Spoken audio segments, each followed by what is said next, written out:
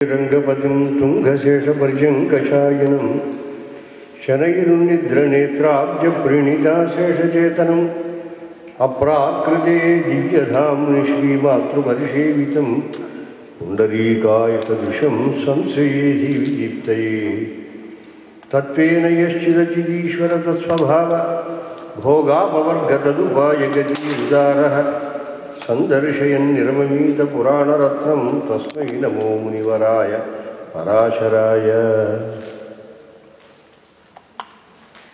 మహానుభావులైనటువంటి మహర్షులు వారు పరావరజ్ఞులు కనుక వారి యొక్క చేష్టలు కానీ వారి కదలికలు కానీ ఇవన్నీ కూడా లోకానికి ఏదో ఒక మహోపకారాన్ని చేయాలనే ఉద్దేశంతో ఏర్పడేవి తప్ప అవి ఉన్మత్త చేష్టలుగా మనం భావించడానికి వీల్లేదు. దుర్వాసో మహర్షి ఆయన ఎక్కడో తిరుగుతూ ఉంటాడు, ఎప్పుడూ తిరుగుతూ ఉంటాడు. పరివ్రాజకుడు అంటారు. పరివ్రాజకుడు అంటే ఒక చోట ఉండరు, అన్ని చోట్లకు తిరుగుతారు. ఎందుకంటే వాడు తిరగడం ఎక్కడో ఒక చోట ఉండొచ్చు కదా అని అంటే ఆయన మహద్విచలనం ద్రోణాం గృహీణాం దీనచేతసాం నిశ్రేయసాయ భగవన్ కల్పతే నాణ్యత క్వచిత్.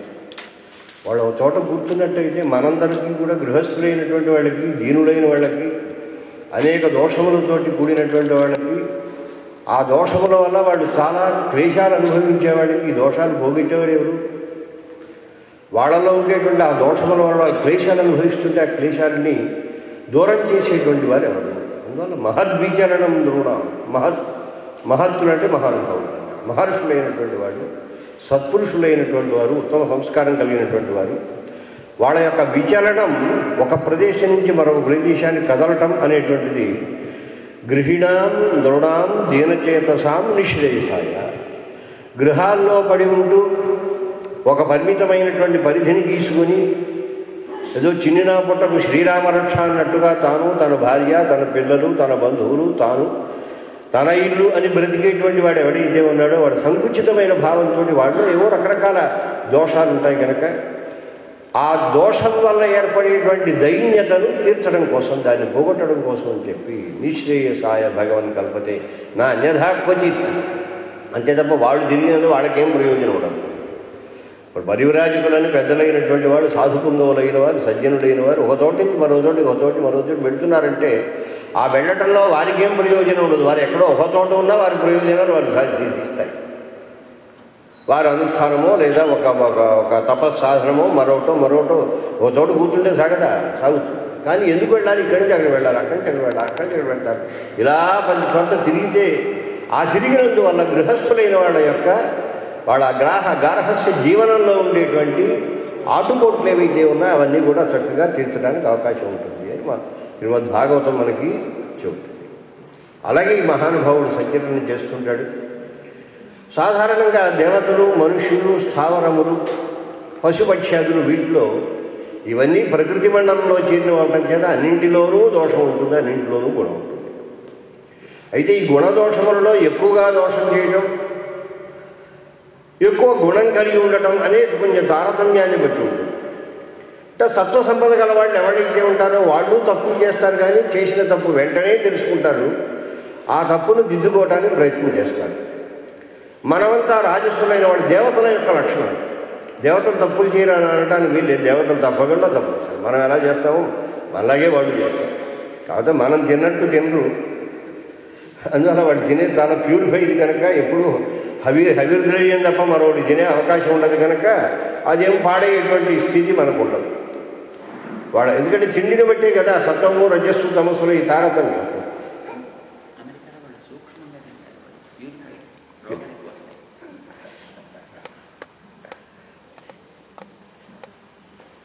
అక్కడ ఆహారం ఒకటే కాదు, ఆహార శుద్ధవు సత్వశుద్ధి అంటారు. ఆహారం ఒకటే శుద్ధమైనంత మాత్రం చేసే విశుద్ధి కాదు. దానివల్ల సత్వం శుద్ధం కావాలి. దీని తాలూకు ఇంపాక్ట్ అక్కడ ఉన్నాడు. తింటున్నాడంటే బాగానే తిన్నాడు. ఈడు పలుకులు తిన్నామండి, లేకపోతే బాదం పలుకులు తిన్నామంటే, నానబెట్టామంటే, తొక్కలు తీసామండి, రసం పుచ్చుకున్నామన్నా రోగంతో ఎడుతున్నాడు. అంటే ఏమిటి? తినవలసిన దాని వల్ల కలగవలసిన సంస్కారం కలగాలి. ఆ సంస్కారం కలిగినప్పుడు ఏ బాధ ఉండదు. అంటే ఆహారం తింటేనని కాదు అక్కడ దాని అర్థం. దాని వెనకాల బోర్డు ప్రాసెస్. ఆహార శుద్ధవు సత్వశుద్ధి, సత్వశుద్ధవు ధ్రువాస్మృతి అని మనకు రామానుజుల వారు సప్త సోపానములని 7 మార్గములను చెప్పారు. అయ్యా ప్రారంభం మొట్టమొదటి ఉపాసనలో తిండితోటే. కానీ ఆ తిండి అనేది ప్రయోజనం ఏమిటండి? తిండి తినట కొరకు, శరీరం పెంచుకున్న కొరకు కాదు. అది సత్వం శుద్ధం కదా. సత్వం అంటే విశుద్ధమైన అంతఃకరణం. సహజంగా అంతఃకరణం అనేది ఎటువంటిదంటే చాలా స్వాభావికంగా అది కఠోరంగానూ ఉంటుందిగా. స్వభావాత్ జతువత్ స్వభావాత్ కఠినాత్మకం అంటారు. అంతఃకరణం ఇది ఎలా ఉంటుంది? స్వభావాత్ కఠినాత్మకం. తాపకైర్ విషయైర్ యోగే ద్రవీభవతి నాణ్యత. దాన్ని కాలిస్తే తప్ప లక్క ద్రవీభవించినట్టుగా మనస్సు కూడా అంతే. దానికో బాగా తాపం కలిగితే తప్ప, గట్టి దెబ్బలు తగిలితే తప్ప అది ద్రవించదు. కానీ దాని యొక్క లక్షణం ఏమిటి? ఇప్పుడు బంగారం ఉంది, బంగారం బంగారమే అయినా కానీ ఏం చేయాలి? ద్రవం చేయాలి. దాన్ని శుభ్రంగా మోసలో పోసి దాన్ని కరిగిస్తే తప్ప అది దాన్ని ఒక మోల్డ్ చేయడానికి ఒక రకమైన ఆకారంలోకి వచ్చి మనకు అది స్వీకరింపదగిన యోగ్యత దానికి ఉండదు. అలాగే మనస్సు చాలా గొప్పది. ఆ మనస్సును ప్యూరిఫై చేయడం కోసం ఆహారం శుద్ధంగా ఉండాలి. ఏమండి? శుద్ధమైన ఆహారం తిన్నా కానీ ఒకప్పుడు మనస్సు విశుద్ధం కావడం కష్టమైనప్పుడు అశుద్ధమైన ఆహారం తింటే ఇంక చెప్పేది. అందువల్ల నాయన విశుద్ధ ఆహారం తింటే దానివల్ల నీ అంతఃకరణ శుద్ధి కలుగుతుంది. అంతఃకరణ పరిశుద్ధి కలిగినట్టయితే నీకు చక్కగా నీ మనస్సు నిలకడగా ఉంటే అన్నీ నిలకడగా నువ్వు సాధించుకోగలుగుతావు. ఒక ప్రాసెస్కి మన వాళ్ళు చెప్పారు. ఈ రకంగా జరుగుతున్నటువంటి పద్ధతిలో మహానుభావులు అందుకోసం తిరుగుతూ ఉంటారు. ఈ దేవతలు, మనుష్యులు, పశుపక్షాదులలో ఈ తారతమ్యం అని చెప్పుకున్నాం.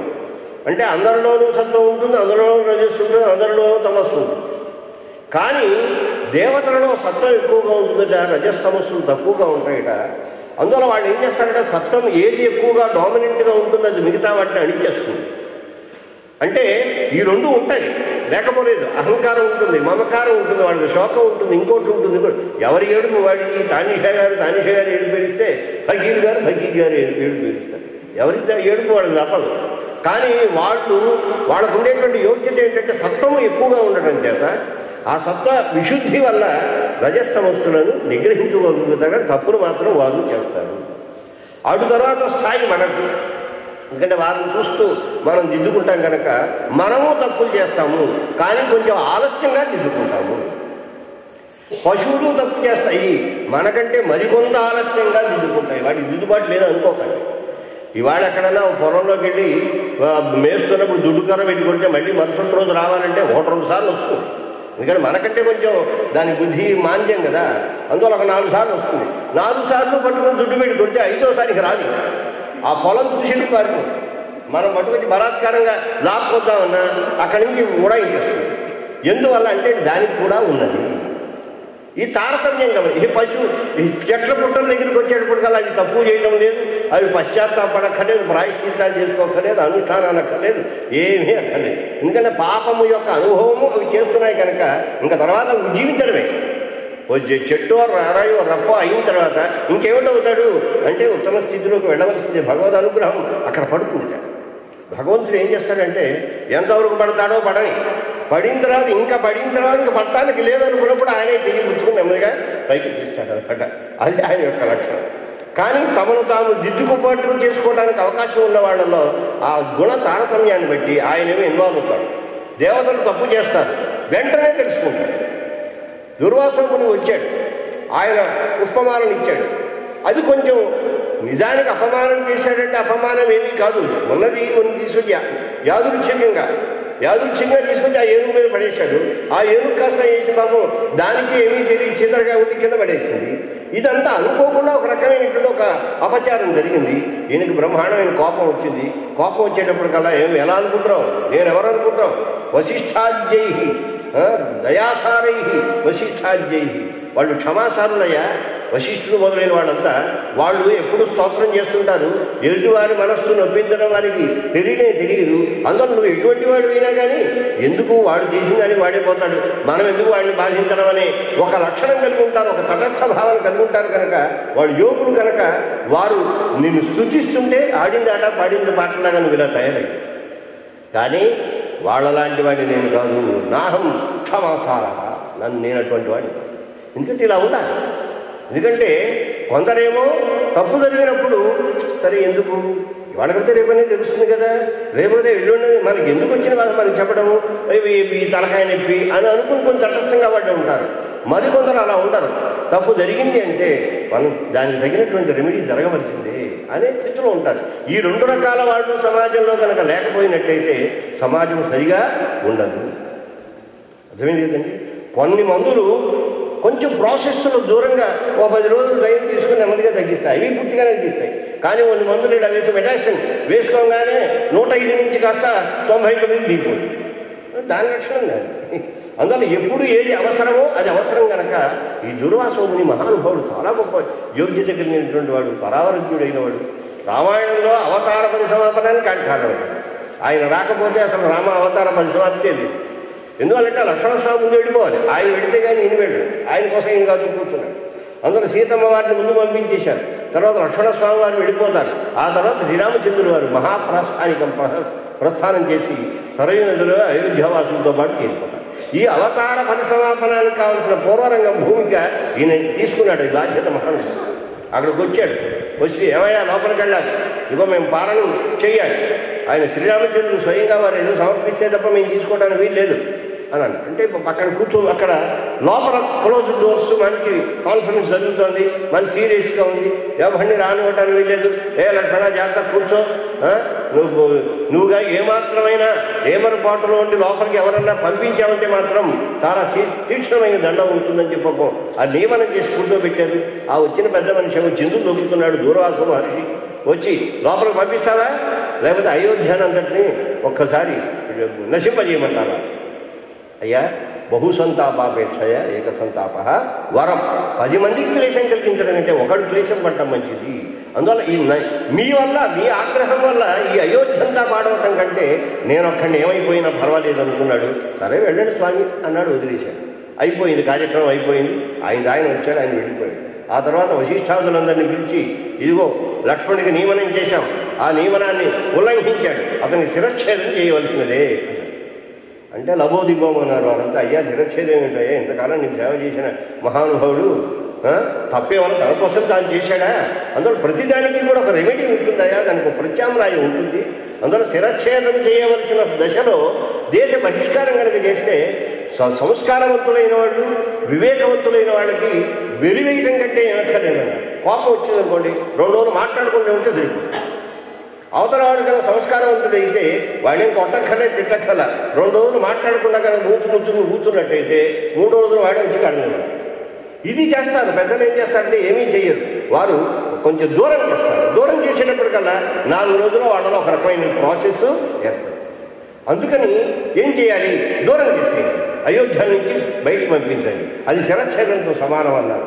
ఆ విధంగా అయోధ్యలోంచి వెళ్ళిన తర్వాత ఇక నేను ఉండటం ఎందుకు? ఎందుకంటే దేవపురం అయోధ్య అంటే ఏంటి? దేవానాం పూర్ అయోధ్య. ఇది సాక్షాత్ అయోధ్య. ఈ అయోధ్య ఇంకిక్కడి నుంచి వెళ్ళిపోతే ఇంకా అక్కడికి వెళ్ళవలసిందే, మరో చోట వెళ్ళవలసింది ఏం లేదనుకున్నాడు మహానుభావుడు. వెళ్ళాడు, సరైన నదిలో ప్రవేశించాడు. ప్రవేశిస్తే దివ్యమైన విమానం వచ్చి వెళ్ళిపోయాడు. దీని కారణం ఎవరు? దుర్వాసుడు. ఈయన వెళ్ళిన తర్వాత ఇంకా తట్టుకోలేకపోయాడు. సీతాదేవిని పంపించిన తర్వాత అయినా కొంతకాలం నుండి ఇంకా అశ్వమేధాదులు ఇవన్నీ చేశాడు. కానీ లక్ష్మణస్వామి ఎప్పుడైతే అవతార పరిసమాపనం చేశాడో ఇంకా భూమి మీద ఉండేటువంటి అవసరం లేదనుకున్నాడు ఆయన. ఎందుకంటే వాళ్ళ కోసమే కదా. చూడండి, పరిత్రాణాయ సాధువున పెద్దలను వారు తీసుకొస్తారు. వాళ్ళ యొక్క సంస్కారములతో ఉత్తమమైనటువంటి స్థితి కలగాలని చూస్తారు. ఇంకా వారికి లేనప్పుడు ఇంకెందుకు? వెంటనే ఆయన కూడా వాడు చుట్ట చుట్టేశాడు. ఆయన అంటే పడక చుట్టిన తర్వాత ఏం చేస్తారు, వాళ్ళు కూర్చుంటారా? ఎక్కడికైనా వెళ్ళామండి, పడక వేసేసామండి. వేసిన తర్వాత లేచేసి గబగబా చుట్టేసాం పడక చుట్టిన తర్వాత భుజాలు వేసుకొని వెళ్ళిపోవాల్సిందే కదా. ఇంకా ఇక్కడ ఉండవలసిన అవసరం ఉంది. ఈయన పడక వెళ్ళిపోయింది. ఎవరైనా లక్ష్మణస్వామి రాముని యొక్క నహి శయ్యాం, ఆయన పాపం నహి నిద్రాం ఉపాయాతి, ఆయన నిద్రను పొందడు లక్ష్మణస్వామి లేకపోతే. అంటే పడక లేకపోతే కంఫర్టబుల్గా కనుక లేకపోతే నిద్ర పట్టదు. ఇదిగో శేషుడు తాను ఆవిర్భవించాడు, లక్ష్మణులాగా ఆవిర్భవించాడు, పరిచర్యలు చేశాడు. ఆయన వెళ్ళిన తర్వాత నేను ఇటువంటి ఒక అద్భుతమైనటువంటి అవతార పరిసమాపన కృత్యాన్ని సాధించేటువంటి ఒక వ్యవస్థ ఆ దుర్వాసుని చేశాడు. అది అటువంటి యోగ్యులు. అందులో వాళ్ళు ఏదో ఉన్మత్త వేషంలో ఉన్నారు కనుక ఏవేవో మాట్లాడుతున్నారు. వజ్రాదపి కఠోరాడు మృదువుని కుసుమాద లోకోత్తరాణం చేతాంసి కోహి విజ్ఞాతుమర్హతి. మహానుభావుల యొక్క మనస్సులు, వాళ్ళ యొక్క చేష్టలు, వాళ్ళు మాట్లాడే తీరులు ఎలా ఉంటాయంటే మంచి వజ్రంలాగా కఠోరంగా ఉంటాయి. కానీ హృదయం మాత్రం కుసుమ పీశలం, చాలా పుష్పంలాగా చాలా పీశలంగా ఉంటుందయ్యా. అందువల్ల వాళ్ళని అర్థం చేసుకోవడం చాలా కష్టం. అటువంటి పదం ఇది ఎందుకోసం అంటే దేవతలైనా సరే, మానవులైనా, మరొకరైనా సరే వారు తప్పు చేసే అవకాశం వారికి ఉన్నప్పుడు తప్పు జరిగిన తర్వాత వాళ్ళలో ఒక ప్రాయశ్చిత్తం ఏర్పడాలి. దానివల్ల మళ్ళీ వాడు ఉజ్జీవించాలి. ఇప్పుడు ప్రాయశ్చిత్తం ఎవడైనా తప్పు చేస్తే ఎందుకు జైల్లో పెట్టడం అంటే, జైల్లో పెడితే అక్కడ తిప్పకూడదు తిని ఆ నలుగురితో పాటు ఉండి ఆ కొంత అవమానాలు వాడు పడుతూ ఉంటే మళ్ళీ సమాజంలోకి వచ్చిన తర్వాత నాయన జన్మలో ఇటువంటి పనులు చేయకూడదనే భావన వాళ్ళు కలగాలి. వాడు ఉజ్జీవించాలి. అందుకోసమే వాడిని శిక్షణ చేస్తారు. అందువల్ల దానికి ఎవరో నిమిత్తం కావాలి కదా. ఆ నిమిత్తం దేవేంద్రుడు గారు అయ్యారు. అయ్యేటప్పటికల్లా వెంటనే లక్ష్మీదేవికి అమ్మవారి కోపం వచ్చింది. పుష్పమాలకు ఆ రకమైన అపమానం జరిగిందని వెంటనే వెళ్ళిపోయింది. వెళ్ళిపోయిన తర్వాత నిశ్రీకమైపోయింది. నిశ్రీకమైపోతే ఇంకేముంటుందో, లక్ష్మీదేవి లేకపోతే యస్యాత్ ఏ అన్నీ కూడా సర్వే గుణా కాంచనం ఆశ్రయంతే అంటారు. ఎన్ని గుణాలు ఉన్నా కానీ డబ్బు లేనివాడు డుబ్బుకు పొరగాడు. డబ్బులుంటే ఎన్ని మందినైనా చేయొచ్చు. వాడికి వాడు పండితుడు కాకపోయినా అపండితుడే కానీ మహాపండితుడే అనుకుంటారు. వాడు మాట్లాడే అవాకులు చవాకులకి ఏమో తప్పటి భాష్యాలు రాసి అద్భుతమైనటువంటి అంతర్గత తాత్పర్యం ఇందులో ఉందని చక్కగా చెబుతుంటారు. వాడు అంత పనికి మాలిన వాడిన వాడు అబ్బాయి ఎంత గుణం అండి, అంత అద్భుతమైన ఔదార్యం అండి అంటుంటాడు. వాడికి పొట్టకొస్తే అక్షరం ఉండదు, చెయ్యి జాస్తి ఇచ్చేటువంటి లక్షణం ఉండదు. కానీ డబ్బు ఒకటి ఈ ఉండేటప్పటికల్లా వచ్చేస్తుంది. ఐశ్వర్యం యొక్క లక్షణం. ఐశ్వర్యం ఎప్పుడైతే తొలగిపోయిందో మూడు లోకాల్లో కూడా ఒక నిశ్రీకమైన స్థితి, ఒక దారిద్ర్యము, కళతప్పినటువంటి స్థితి, అరాచక స్థితి. రామాయణంలో అంటారు, దశరథుడు గారు పోగానే నాయనా భరతుడా స్వామి నువ్వు స్వీకరించాలయ్యా రాజ్యం, ఇది అరాచకమైన స్థితి వస్తుంది. తతః మాత్స్యన్యాయ ప్రవర్తతే, మాత్స్యన్యాయం వస్తుంది. పెద్ద చేప చిన్న చేపను మింగేటువంటి స్థితి, బాగా బలవంతుడైన వాడు బలహీనుల్ని చంపుకుని తినేటువంటి స్థితి వస్తుంది. ఆయన సామాజిక వికృతి కలుగుతుంది. అందువల్ల కాన్స్టిట్యూషనల్ గ్యాప్ రాకూడదు. మీ తండ్రి గారు పరిపాలకుడు, ఆ పరిపాలకుడు తర్వాత రాముడు ఉండాలి, కానీ ఆయన లేడు. అందువల్ల నువ్వు రాజ్యాన్ని స్వీకరించమని అక్కడ అరాచక స్థితిలో ఉండేటువంటి పరిస్థితి అందరూ ఒక పెద్ద అధ్యాయం అంతా కూడా అది అక్కడ వాల్మీకి వర్ణనం చేస్తారు. అందువల్ల అరాచక స్థితి. ఐశ్వర్యం పోతే ఏమిటైపోతుంది? వెంటనే అరాచక. ఎప్పుడైనా మనకు కూడా అంతే. బాగా డబ్బు ఉందనుకో, డబ్బు ఉన్నప్పుడు చాలా మోడెస్ట్గా కొంటాం. అంటే దాతృత్వం ఉంటుందా మరొకటి అది వేరే విషయం అనుకోండి. కానీ తొందరపడి తప్పు చేయడానికి తగినటువంటి స్థితిని తెచ్చుకో. సమాజంలో ఏదో ఒక స్టేటస్ ఉంది కదా, మనం ఎక్కడో ఇది అయిపోతామో అని ఒక భయం అనేది ఉంటుంది. ఎప్పుడైతే ఒక దారిద్ర్య దశ వచ్చిందనుకోండి, వస్తే రోడ్డు మీద ఉన్నవాడికి ఇంకా మానవ ఏమిటో మర్యాద, మాన మర్యాద గురించి చూడు. ఆఖరికి పేమెంట్ మీద ఉండేటువంటిదో ఏదో ఉంటే అక్కడి నుంచి ఏ రొట్టె ముక్కో లాక్కుని పట్టుకుపోయేలా తిన్నాం. ఆ స్థితి వస్తుంది. అంటే దారిద్ర్యం అనేది ఆ పని చేస్తుంది. అందులో గుణములన్నింటినీ కూడా పొగబార్చేటువంటిది, అది వాడి ఒక వ్యక్తిత్వాన్ని దెబ్బతీసేటువంటిది. కనుక సమాజం పాడైపోయింది. సమాజం పాడితే ఒకనొకడు కొట్టుకుంటున్నారు, చంపుకుంటున్నారు, హింసలు, చాలా భయంకరమైన స్థితి వస్తే అప్పుడు స్వామి దగ్గరికి వెళ్ళారు వీళ్ళంతా కూడా. ఆ వెళ్ళినటువంటి వారు చతుర్ముఖ బ్రహ్మ గారు. ఎందుకంటే ఎప్పుడైనా ఒక తప్పు జరిగినప్పుడు ఆ తప్పుకు జరిగినటువంటి ప్రాయశ్చిత్తం చేసుకుని ఒక రకమైనటువంటి మానసికమైన పరిణామాన్ని పొంది దిద్దుబాటు చేసుకోవటం అనేది మనుషులకు ఉండాలి. అది మనకు బోధించాలి. అది బోధించడం కోసమని దేవేంద్రుడి చేత తప్పు చేయించి మనకు ప్రతిబోధన ఈ దుర్వాస వృత్తాంతము ద్వారా మనకు ఈ చక్కటి ప్రతిబోధన చేస్తున్నారు. తప్పదు, తప్పు జరుగుతుంది. కానీ తప్పును గుర్తించడము, ఆ గుర్తించిన తప్పు మళ్ళీ జరగకుండా దానికి తగిన విధానం చేసుకోవడము అవసరము. డబ్బు ఒకసారి చేతిదార్చిన తర్వాత సంపాదించుకోవడం చాలా కష్టం. డబ్బు సంపాదించడం కష్టం, ఖర్చు పెట్టడం 2 నిమిషాలు ఖర్చు పెట్టడం. డబ్బు ఖర్చు పెట్టడానికి కొండంత పట్టుకొచ్చినా 3 నిమిషాలు పోతుంది. ఏ మెడ్రాసు పోయి గుర్రాల పంజాలో పెట్టామనుకోండి, ఇలా కట్టలు పట్టుకొని బ్యాగ్ వెడితే మరుసటి రోజు చక్కగా ఏమీ లేకుండా గుడ్డ కూడా లేకుండా తిరిగి రావచ్చు. అంత చక్కటి వ్యవస్థ ఉందన్నమాట. ఎందువల్ల ఖర్చు పెట్టడం చాలా ఇది. కానీ సంపాదించండి, 10 రూపాయలు సంపాదించండి. సంపాదించడం కష్టం, ఐశ్వర్యాన్ని సంపాదించడం కష్టం. అది ఐశ్వర్యాన్ని పోగొట్టుకోవడం కష్టం, కానీ సంపాదించుకోవడం చాలా. ఇదిగో ఏం చేయాలయ్యా, ఇదిగో కొండలు పట్టు రావాలి, సముద్రంలోకి పెట్టాలి, వాసుకుల్ని పట్టు రావాలి, వాటికి చుట్టాలి, చెప్పాలి, నానావస్థ పడాలి, కొంత నష్టం వస్తుంది. ఇంత శ్రమ పడితే తప్ప మళ్ళీ ఐశ్వర్యము తాను ఆవిర్భవించదు. అంటే మానవుడైన వాడు తన అవివేకం చేత తనకుండే యోగ్యతను కనుక, అంటే డబ్బేనే అనుకోకండి, డబ్బే కాదు, ఒక యోగ్యత, ఒక రకమైనటువంటి, మనం చెప్పుకున్నాం కదా, ఐశ్వర్యము అంటే ఏదో డబ్బని ఫిజికల్గా ఉండే నోట్లు అని అనుకోకండి. అది మనలో ఉండే పాండిత్యం కావచ్చు, మనలో ఉండే విజ్ఞానం కావచ్చు, మనకుండే అధ్యయనము కావచ్చు, మనకుండేటువంటి ఒక స్థాయి కావచ్చు, లేదా ఒక పదవి కావచ్చు, లేదా ఒక ఇతరేతరమైనటువంటి యోగ్యత కావచ్చు. ఆ యోగ్యతకే లక్ష్మి. ఒక్కసారి కనుక ఆ యోగ్యతను కోల్పోయామంటే మళ్ళీ ఆ యోగ్యతను పొందటము చాలా కష్టము. దానికి ఎంతో శ్రమ పడవలసి ఉంటుంది. ఇది మనకు తెలియజేయాలి. అందువల్ల ఆయన మీరు యోగ్యతను కోల్పోవద్దు. మీరు ఒక్కసారి కనుక మీకు ఉన్నటువంటి యోగ్యతను మీరు కోల్పోయినారంటే ఇదిగో ఈ దేవదానములు వీళ్ళు వెళ్ళినటువంటి క్లేశం అనుభవించవలసి వస్తుంది. బలహీనుడిని బలవంతులు కొడతారు. దేవతలందరూ కూడా దానవుల చేతిలో నానావస్థపడి ఆఖరికి అక్కడికి పోయి ఆయన ప్రార్థన చేశారు. ఈ ప్రార్థనకి అక్కడ దాని స్థితిని వర్ణిస్తారు. అక్కడ యతసత్వం తతో లక్ష్మీ సత్వం భృత్యనుసారి చ. అయ్యా, బలం ఉన్న చోట లక్ష్మి ఉంటుందండి. ఏమండి, బలం ఉన్న చోటనే భృత్యులు మొదలైనటువంటి లక్ష్మి ఉన్న చోటనే భృత్యులు చెప్పిన మాట వింటారండి, లేకపోతే వినరండి. రాముడు అడుగుతాడు, జాగ్రత్త, జీతాలు బాగా ఇస్తున్నావా? వాళ్ళకి ఇవ్వాల్సిన రేషను, వేతనం అంటే ప్రతి నెల ఇవ్వవలసింది. తర్వాత ఏమో భృత్యం ఒకటి, అంటే రేషన్ అంటుంటారు మన వాళ్ళకి, కొన్ని అన్ని చోట్లకి ఇవ్వాలనుకోండి. వాళ్ళు యాక్చువల్గా ఇవ్వాలి. అంటే గవర్నమెంట్ ఎంప్లాయీస్ వాళ్ళు ఏం చేయాలంటే స్కేల్, ఈ మార్కెట్ తాలూకు రేటును బట్టి వాళ్ళు డిఏ ఇస్తున్నారు. ఇప్పుడు ఏం చేస్తున్నారంటే సబ్బులను, కందిపప్పులు, పెసరపప్పులు ఇవి తెచ్చివ్వడం మనకు కష్టం, అంతకంటే పెరిగిన దాని రేటును బట్టి ఇది పెంచేస్తుంటే సరిపోతుందని డిఎన్ఏ సర్వెన్స్ అని వాళ్ళు ఇస్తుంటారు. కానీ అదే మిలిటరీలో కనుక చూస్తే వాళ్ళకి శాలరీ ఇస్తారు, శాలరీతో పాటు వాళ్ళకి రేషన్ కూడా ఇస్తారు. ఇస్తున్నావా? ఫస్ట్ ఇస్తున్నావా? ఎందుకంటే మాసం మొదటి రోజు ఇవ్వాలి. ఇవ్వకపోయినట్టయితే నీ ఎందుకు యజమానిత్వం ఉండదు, వాడి ఎందుకు భృత్యత్వం ఉండదు. యజమాని భృత్యుడు అనేటువంటి వ్యవస్థ పాడైపోతుంది. సుమా, జాగ్రత్తగా పనిచేస్తున్నావా? చాలా ఆశ్చర్యం. ఎందుకంటే ఈయన వచ్చింది ఎంతకాలం అయింది, ఈయన వచ్చిన తర్వాత వెంటనే పరిగెత్తుకొచ్చాడు ఆ మహానుభావుడు.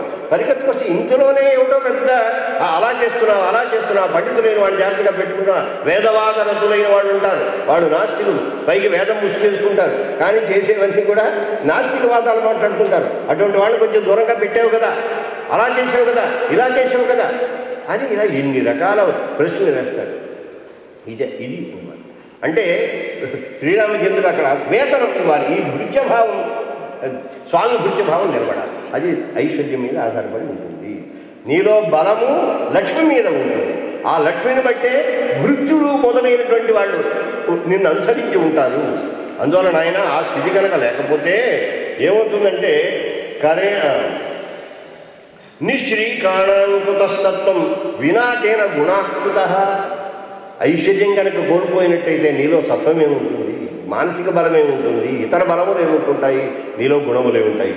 గుణములు పోయిన తర్వాత ఏమంటే సారరహితమైన వస్తువు ఎటువంటిదో అటు బెండు లాంటిది అనమాట. రసం పీల్చేసినటువంటి బెండు ఉంటుంది. మనం చెరుకు గడ రసం లాగేస్తాం, ఆ తర్వాత పిప్పి ఎందుకు మంచినారు. అందువల్ల ఐశ్వర్యము, కళ, శోభ అనేటువంటిది లేకపోతే ఇంకా గుణములు ఉండవు, ఏమో ఉండవు. అది వాడు బ్రతకనట్టే లెక్క, మరణప్రాయమైనటువంటి స్థితి. ఇది వచ్చిందట. ఇది వచ్చేటప్పటికి స్వామి దగ్గరికి వెళ్ళారు వీడంతా కూడాను. వచ్చి ఆ చతుర్ముఖ బ్రహ్మగారు, ఎందుకంటే ఇటువంటి స్థితి వచ్చినప్పుడు దిగాలు పడిపోయి ఏదో తప్పు చేశామని చెప్పి లెంపకాయలు 10 సార్లు వేసేసుకుని కూర్చుంటే ఏమైపోదు. దానికి ప్రయత్నం చేయాలి. ఉద్యమైన హి సిద్ధంతి కార్యాన్ని నా మనోరథై. నువ్వు ప్రయత్నం చేయి. తప్పు చేశావు, తప్పు వల్ల నువ్వు ఒక రకమైనటువంటి స్థితిని కొంచెం దిగదార్చుకున్నావు. ఆ దిగదార్చుకున్నది మళ్ళీ నువ్వు పొందడం కోసం నాయన నువ్వు ప్రయత్నము చెయ్యి. కఠోరమైన శ్రమ చేస్తే మళ్ళీ పూర్వస్థితిని నువ్వు పొందగలవు. ఆఖరికి ఏం చేశాడు దేవేంద్రుడు గారు? రాజ్యభ్రష్టుడయ్యాడు, మళ్ళీ లక్ష్మి యొక్క అనుగ్రహాన్ని పొందగలిగాడు. మళ్ళీ సింహాసనగత చక్ర సంప్రాప్య త్రిదివం పునః దేవరాజ్యే స్థితో ఏదో తుష్టావ అబ్జకరాంతత అని అమ్మ నమామి సర్వలోకానాం జననీం అభిసంభవాం శ్రీ మున్నిద్ర పద్మాక్షి అంటూ బ్రహ్మాండమైన స్తోత్రం చేశాడు. అంటే తాను చేసిన చిన్న తప్పు వల్ల రాజ్యభ్రష్టుడయ్యాడు. తానొక్కడే కాదు, తన చుట్టూ ఉండేటువంటిదంతా కూడా. ఇప్పుడు మనం ఏం చేసామండి? మనం ఏమైనా కాదన్నామో పూలమాలేమో తీసి అవతల పారేసాం, ఏం చేయలేదుగా. మానవులు మనమేం చేయలేదు, పశుపక్షాలు పాప ఏం చేయలేదు. చేసిన వాడేమో దేవత, వాడు ఇంద్రుడు. వాడు చేస్తే వాడి యొక్క ఫలం ఎవరు అనుభవించాల్సి వచ్చింది? మనమంతా అనుభవించాలి. ఎప్పుడు కూడా అంతే. సమాజంలో మంచి చేసేవాడు ఒకడు ఉంటాడు, చెడు చేసేవాడు ఒకడు ఉంటాడు. వాడు చేసిన చెడు వల్ల వాడొక్కడే కాదు, సమాజం అంతా భ్రష్టం అవుతుంది. వాడు ఒక మంచి పని చేసేవాడు ఒకడు ఉన్నట్టయితే వాడి వల్ల సమాజం అంతా ఉజ్జీవిస్తుంది. అందులో మంచి అయినా చెడైనా ఒక వ్యక్తి వల్ల జరిగిన దాని యొక్క ఫలాన్ని 10 మంది అనుభవించవలసి వస్తుంది. కనుక మనమంతా కూడా దారిద్ర్యాన్ని అనుభవించాము, నానా క్లేశాలు అనుభవిస్తే అప్పుడు మనందరి పక్షంలో మరి పెద్దవారే వెళ్ళాలి కదా, వెళ్ళారు. అక్కడికి వెళ్ళారు. ఆ క్షీరోదాని దగ్గర బ్రహ్మగారు స్థుతిని చేశాడు. నారాయణమణీయాంశం అశేషాణం అణీయసాం సమస్తానాం గరిష్టంచ భూరాజీనాం గరీయసాం యత్ర సర్వం యతః సర్వం ఉత్పన్నం మత్పురస్సరం సర్వభూతస్య యో దేవః పరాణామపి యః పరః సత్వాదయో న సంతీషే యత్ర చ ప్రాకృతా గుణాః స శుద్ధః సర్వశుద్ధేభ్యః ప్రభుమాన్ ఆద్య ప్రసీదతు. రకరకాల స్తోత్రాలు చేశారు. మన ఈ స్తోత్రాల్లో ఉండే భావం అంతా మన భావం ఉపన్యాసం. అక్కడ ఉపన్యాసంలో వారు చెప్పిన విషయం అంతా, ఔపనిషదమైన దర్శనం అంతా విష్ణు పురాణాన్ని తీసుకొచ్చి ఈ స్థుతుల వ్యాజంతో, ఇక్కడే కాదు భాగవతంలో ఉంటాయి. భాగవతంలో స్థుతులన్నీ కనుక మనం దగ్గర పెట్టుకున్నట్టయితే, కలెక్ట్ చేసి పెట్టుకుంటే ఇంకా మన వేదాంతం చదవక్కల, వేదాంతం అంతా అందులో ఉంటుంది. ఉపనిషత్తు చదవక్కల, ఉపనిషత్తు సారం అందులో ఉంటుంది. అలాగే ఇక్కడ వీళ్ళు చేసిన ధ్రువస్థుతి కానీ, ప్రహ్లాద స్థుతి కానీ, ఈ ఋషులు చేసినటువంటి స్థుతి కానీ ఒకసారి కలెక్ట్ చేసి దగ్గర కనుక పెట్టుకున్నట్టయితే ఉపనిషత్తుల యొక్క సారము, ఉపనిషత్తుల యొక్క వ్యాఖ్యానం ఉంటుంది. ఉపనిషత్తుల యొక్క అర్థాన్ని మనం ఎలా గుర్తించాలి, ఏ విధంగా మనం అర్థం చేసుకోవాలి, అదంతా మనకి ఇందులో ఉంటుంది.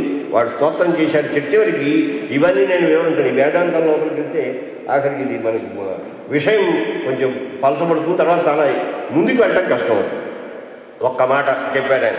సర్వేష సత్యభూతాత్మన్ సర్వభూతాత్మన్ సర్వాశ్రయ అచ్యుత ప్రసీద విష్ణు భక్తానాం వ్రజనో దృష్టిగోచరం. చివరికి అన్ని స్తుతించినా అయ్యా మేము భక్తులమండి, ఇవన్నీ ఎందుకు స్తుతిస్తున్నాం, నీ పట్ల మాకు ప్రీతి ఉన్నదని తెలియజేయడం కోసం. అందులో భక్తులమైనటువంటి మా యొక్క ప్రీతిని, నీ పట్ల ఉండేటువంటి దాన్ని నువ్వు గుర్తించి ఒక్కసారి దృష్టిగోచరం కా స్వామి, నువ్వు రా ఒకసారి కనిపించు అని. ఆయన కనపడలేదు, ఇలా కదలేదు, ఉన్నాడు. ఆ తర్వాత మరి మిగతా వాళ్ళు ప్రారంభించి దేవతలంతా కూడా పెద్దలు ఏమన్నా చేస్తే మిగతా వాళ్ళు చేస్తారు. వారు వచ్చి ఇలా నిలబడ్డారు అనుకోండి, అంతకంటే చేతులు జాపుకుని నిలబడతారు మిగతా వాళ్ళంతా కూడాను. అందుకని వారు ఇలా పెద్దలైనటువంటి వారు ఇలా అనేటప్పటికల్లా ఒక్కసారి మిగతా వాళ్ళంతా కష్టంగా ఉండిపోతారు. ఏం చేద్దా ఆచరతి శ్రేష్ఠ తద్దదేవ ఇతరోజన. ఎప్పుడైతే బ్రహ్మగారి చేతులు జోడించి స్వామి యొక్క సన్నిధిలో అయ్యా నువ్వు సర్వాత్మకుడవు, సర్వస్వరూపుడవు, నాయనా స్వామి మేము శరణాగతి చేస్తున్నామయ్యా, రక్షించవయ్యా అన్నారు. ఈ దేవతలంతా సాష్టంగా పడిపోయారు. అడిపోయి అయ్యా అదిగో వారన్నది మేము ఐటు కాంకర్ అన్నట్టుగా వెనకటి రోజుల్లో ఈ కాంపోజిట్ స్టేట్లో మెడ్రాసును ఆంధ్ర కలిసి ఉన్నటువంటి దశలో ఈ మన వాళ్ళంతా వెళ్ళేవారు. ఈ వెళ్ళిన వాళ్ళు కొందరికి నిరక్షర కూర్చోదు, కానీ ఏవో పెద్ద పెద్ద బురఖాలు వేసేసుకుని, వీరి ఖద్దర్లు అవి వేసేసుకుని వీళ్ళు కూడా ఏదో మెంబర్లు అయిపోయి ఉండేవాళ్ళ.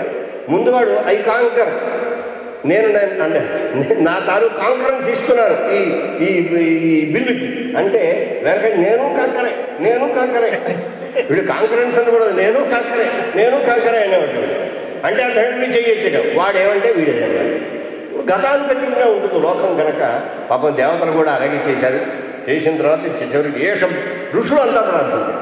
అవయ్యా మహానుభావ, ఇవో బ్రహ్మగారు, ఏష బ్రహ్మ అంటే బ్రహ్మగారైనా ఇందుకు నీ 4 తలకాయలున్నా 40 తలకాయలున్నా తప్పు చేసిన తర్వాత అందరూ కూడా బుర్ర వంచుకోవలసింది. ఎందుకంటే తన సృష్టిలో వాడే కదా, తాను సృజించినటువంటి సృష్టిలో ఉన్నటువంటి ఒక జీవుడే. ఎవడు? దేవేంద్రుడు, ఇంద్రుడు. ఇంద్రత్వం వాడికి జనార్దనుడు, బ్రహ్మరూపి అయిన జనార్దనుడు అనుగ్రహించినటువంటిది కనుక వాడు తప్పు చేస్తే తప్ప ఎవడ దగ్గరికి వస్తుంది? తన దగ్గరికి వస్తుంది. ఇదిగో ఏషం బ్రహ్మ, ఇదిగో బ్రహ్మగారు వచ్చేశారు చూడు. అయ్యా సహ అస్మాభి, మేము కూడా వచ్చాను ఆయన, మేమేం తప్పు చేయలేదు నీ పట్ల, కానీ చేసిన వాడు ఉన్నాడు కదా, వాడి దోషం ఆయన కూడా సంక్రమించింది, మేము వచ్చాము.